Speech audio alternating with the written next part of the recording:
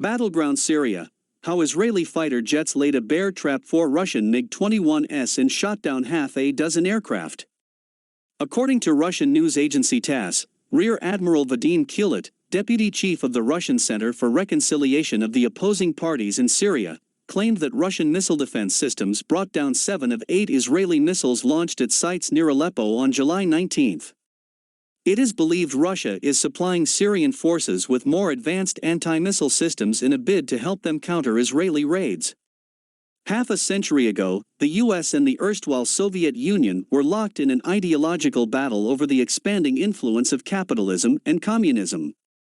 The 3-year period between 1967 and 1970 saw Israel at the receiving end of Egyptian artillery barrages and special forces raids along the strategic Suez Canal. The Jewish nation had realized that it would need to fight its wars by other means. The Israeli Air Force had just received the US-made F-4 Phantoms when the Israeli Strategic Dispensation felt that they could be deployed to carry out airstrikes deep inside a hostile Egypt's territorial boundaries. Offensive air operations soon commenced, and while the Israeli Flying Aces were successful in downing a significant number of the Egyptian military aircraft, the Soviet SA-2 and SA-4 batteries intercepted and brought down numerous Israeli fighter jets.